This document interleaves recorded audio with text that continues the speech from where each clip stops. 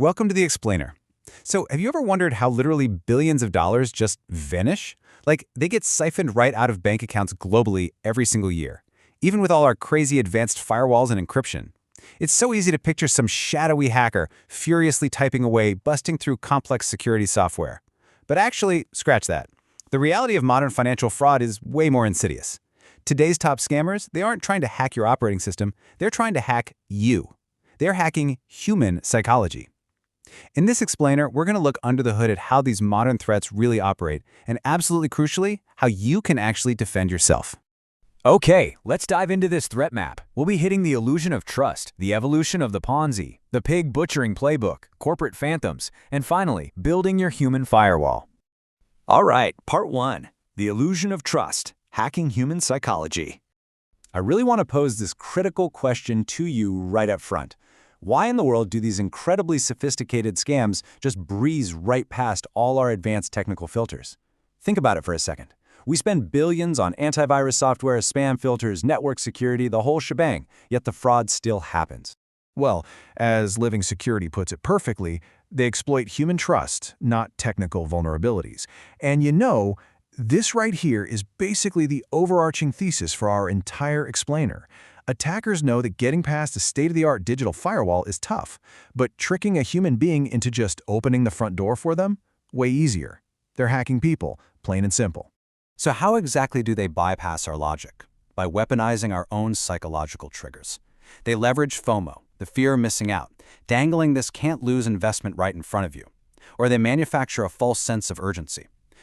Threatening you with arrest for unpaid taxes if you don't act right now. They also exploit our natural deference to authority by impersonating CEOs or government officials. Or, and this one is wild, they feign familiarity or even romance to slowly build a connection. When our emotions get dialed up by fear, greed, or love, our critical thinking practically just shuts down.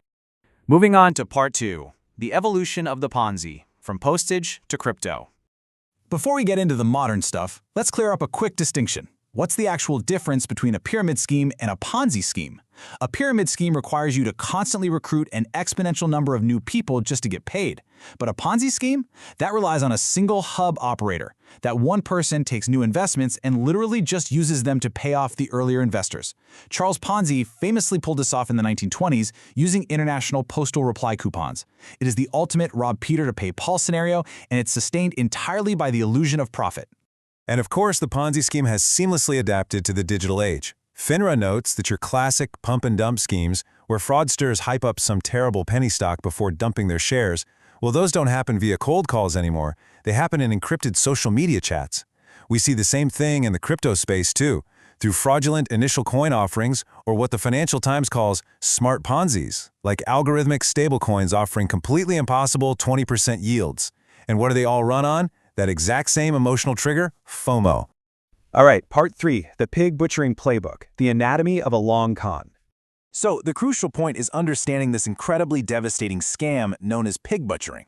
According to the Department of Financial Protection and Innovation, this is an investment fraud built 100% on social engineering. These scammers are insanely patient. They build a relationship with the target over a really long period of time purely to lure them into dumping cryptocurrency into fake platforms. Let's walk through the timeline, because it shows just how insidious this process really is. It almost always kicks off with a seemingly harmless wrong number text. Something like, "Hey Dave, are we still meeting?" When you reply to say they've got the wrong number, they just casually strike up a conversation. Then, over weeks or even months, they cultivate this fake relationship. A lot of times it's romantic.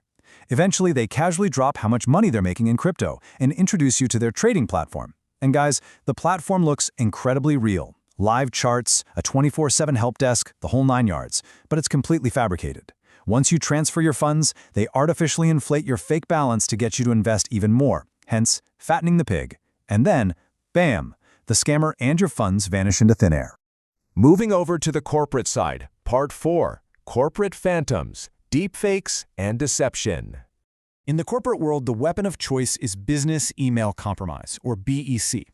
As Living Security defines it, this is a highly targeted scam where an attacker impersonates a trusted source, maybe your CEO, maybe a key vendor, to trick an employee into executing a financial transaction. But here's what makes BEC so incredibly sneaky. Look at the last part of that definition. It doesn't use malware. There's no infected attachment to scan, no malicious link to block. It's literally just text. Because of that, it breezes right past your traditional spam filters and lands straight in an employee's inbox. $50 billion. Just let that sink in for a second. According to the FBI, that is the staggering worldwide loss attributed to business email compromise since 2013. In fact, in just one recent year, BEC losses heavily outweighed ransomware losses. So we aren't talking about a minor nuisance here. This is a massive, highly organized, multi-billion-dollar industry. And as we march toward 2026, the tactics are evolving at warp speed. First Bank and Grow Financial highlight some honestly terrifying modern threats here. Scammers are using account takeovers where they steal a legitimate employee's credentials, meaning the fraudulent email actually comes from inside the house. They intercept communications to flawlessly impersonate vendors with fake invoices, and honestly, worst of all, they're now deploying AI-generated deepfake videos and synthetic voice calls. Just imagine getting a frantic voicemail that sounds absolutely identical to your company's CEO demanding you wire funds immediately. It's wild. Let's move to and see how this builds into Part 5, Building Your Human Firewall, from reactive to proactive. All right, let's talk defense. Here are 3 concrete steps to build that firewall. Step 1, always use multi-factor authentication, or MFA. But, and Grow Financial points this out, you've got to use biometrics or an authenticator app. Try to avoid using email for your MFA codes, because if your email is compromised, well, the scammer has the code too. Step 2, establish multi-channel verification. I cannot stress this enough. This is your superpower. If you get an email asking to change payment details, just call the person using a number you already know and trust. Don't hit reply. A simple out-of-band phone call can literally stop a multi-million-dollar mistake. And step 3, pause and question the urgency. If someone is heavily pressuring you to act right this second, it is almost certainly a scam. Now, at the organizational level, businesses absolutely have to layer their defenses. Living Security outlines that you need to implement dual approval financial workflows. Basically, no single person should ever be able to authorize a large transfer alone. You want to create that organizational friction. Next up, you got to fight AI with AI. Use AI-native platforms that don't just scan for malware, but actually learn an employee's normal, everyday communication patterns. That way the system flags when an email just kind of doesn't sound like the CEO. And finally, conduct continuous phishing simulations to keep your team sharp on spotting those really subtle psychological triggers. We've covered a ton of ground today, right? From the century-old Ponzi scheme to AI deepfakes going after corporate treasuries. But ultimately, the common thread running through all of this is human behavior. The technology is always going to change, but our psychological vulnerabilities, those stay pretty much the same. So I want to leave you with this provocative question to chew on.